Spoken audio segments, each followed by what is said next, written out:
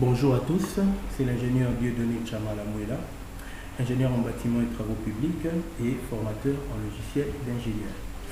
Bienvenue à cette nouvelle session de formation sur le logiciel Civil 3D, un logiciel très important pour l'ingénieur en BTP, comme vous allez le voir d'ailleurs. Et donc pour commencer, je le lance. Je lance Civil 3D. Voilà. Voilà, le logiciel est en train de s'ouvrir. Voilà, il s'est ouvert, voilà. Une fois le logiciel lancé, voilà, comme vous pouvez le constater, c'est un logiciel très fondamental et très intéressant pour l'ingénieur BTP, puisqu'avec ce logiciel, vous pouvez traiter plusieurs questions du BTP. Par exemple, vous pouvez faire une conception de route avec ce logiciel, vous pouvez faire des travaux d'assainissement avec Civil 3D, donc vous pouvez faire plein de choses avec ce logiciel, il est très intéressant. Donc dans cette première partie de formation, on verra comment par exemple faire une importation des points sur Civil 3D, comment arriver par exemple à générer une surface à courbe des niveaux, et par après comment tracer l'axe de la route sur Civil 3D, comment faire générer ou tracer l'emprise de la chaussée sur Civil 3D, comment faire les tabulations et puis justement comment faire ou dresser le profil en long et le profil en travers. Donc nous allons commencer dans cette première partie de la vidéo à voir comment on fait une importation des points sur Civil 3D et justement par après créer notre surface à courbe des niveaux. Voilà. Donc comme vous le voyez ici à ma gauche, vous avez plusieurs ici icônes qui vous permettent de pouvoir faire tout ce que vous voulez. Mais ces icônes sont aussi des icônes que vous pouvez retrouver de l'autre côté. Donc vous pouvez soit utiliser ceux qui sont de ce côté, ou bien recourir à ceux qui sont juste à gauche ici, parce que comme vous pouvez le voir, vous avez point là-bas, vous avez point de l'autre côté, vous avez surface, axe et de l'autre côté. Donc on va commencer par l'importation de points sur Civil 3D. Donc on suppose que nous avons un MNT, c'est-à-dire un modèle numérique de terrain, qui est au fait une représentation des points en termes d'altitude et que nous voulons importer de ce côté. Je vais vous représenter, je vais vous montrer à quoi ressemble mon MNT déjà. Donc voici le point que nous voulons importer sur Civil 3D. Voilà, on a ces points ici, voilà, on a nos points, on a nos différentes coordonnées de points. Vous avez les X, les Y et les Z, et puis vous avez toutes ces coordonnées qui sont espacées. Ce sont tous ces points que nous devons importer sur Civil 3D. Comment ça se passe? C'est ce qu'on verra. Pour ce faire, il y a deux manières de le faire, et la manière la plus rapide, c'est celle-ci. Donc, on va commencer par créer un groupe de points. Donc, je vais dans le groupe de points, créer un groupe de points. Voilà, cette petite fenêtre s'ouvre à moi. Ici, je vois nom. Dans le nom, je dois commencer par spécifier le nom de ce groupe de points que je vais importer. Donc, moi, c'est mon MNT, mon modèle numérique de terrain. Mon MNT, j'appelle MNT1 par exemple. Les descriptions ici, il s'agit de faire des commentaires sur votre MNT. Par exemple, ce sont les attitudes de points qu'on a dû inventorier sur le tronçon tel, sur la route telle, sur la RN1, la route nationale numéro ceci, patati patata. En fait, c'est vous qui faites les descriptifs de votre MNT. Simplement, je rappelle que cette description est facultative. Vous pouvez ne pas la faire, ça va passer. Ok, moi, je ne mettrai rien en termes de description là. Je passe au style de point. Pour le style de point, il est question de préciser la manière dont vous voulez que vos points puissent s'afficher. Par exemple, si vous voulez que vos points s'affichent sous forme en symbole d'arbre, si je prends arbre là-bas, je peux visualiser ces arbres. Voilà. Les points s'affichent comme des arbres. Ainsi de suite. Donc si je veux par exemple que ça soit comme des poteaux, voilà, ça s'affiche comme des poteaux. Voilà, moi je veux que mes points s'affichent comme de vrais points. Donc je vais mettre point certain, je prends point certain. Style d'étiquette, ici il est question de montrer ou bien de préciser, de signifier comment vous voulez que vos points s'affichent en étiquette.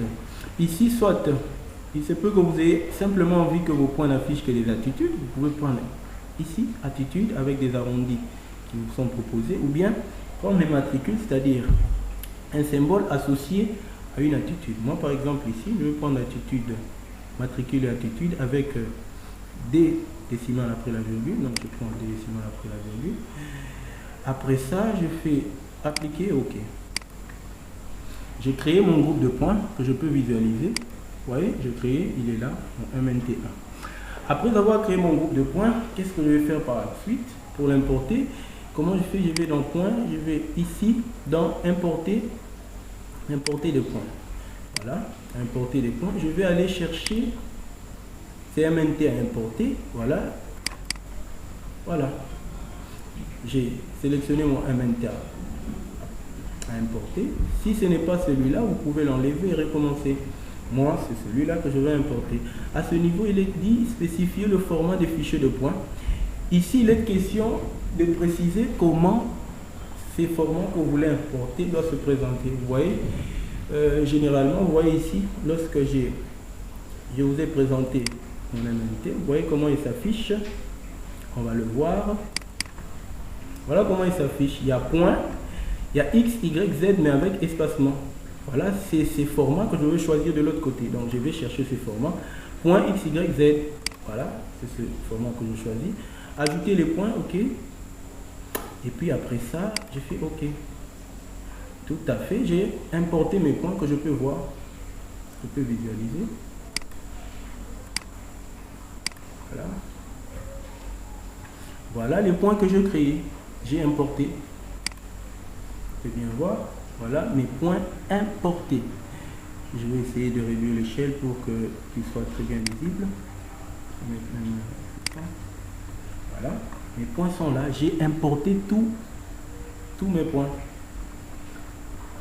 J'ai importé tous mes points. Donc, après avoir importé mes points, maintenant voyons comment on peut générer une surface à courbe des niveaux. Pour ce faire, je vais dans surface, créer une surface. Voilà.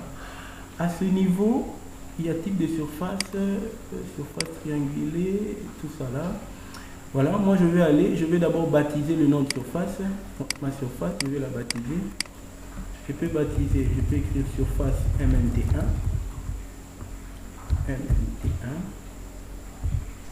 C'est-à-dire mon modèle numérique de terrain. OK. Et dans les styles, je vais changer les styles. Moi, j'ai besoin d'avoir une surface à courbe des niveaux. Donc, je vais aller chercher surface courbe des niveaux. Et pour mes courbes, je prends ma courbe des niveaux avec cet espacement, 1 mètre à 5 mètres. Voilà. Que je peux visualiser aussi. Voilà comment mes courbes des niveaux vont se présenter. OK. OK. OK. J'ai créé ma surface. Je peux aussi visualiser ça. Surface créée est là. Maintenant, comment créer la surface à courbe des niveaux? Qu'est-ce que je fais? Je vais dans définition là, groupe de points, ajouter. Je vais ajouter mon MNT à ma surface. OK. Voilà. Voilà, j'ai créé ma surface à courbe des niveaux. Comme vous pouvez le voir, ma surface à courbe des niveaux est là. Maintenant, il se peut que par exemple ce point là, les points qui restent là à côté vous gênent. Je n'ai plus besoin de voir ce point.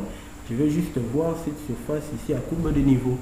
Donc pour ce faire, pour enlever tout ce point, je peux simplement aller dans groupe. Vous voyez, je suis dans groupe là-bas.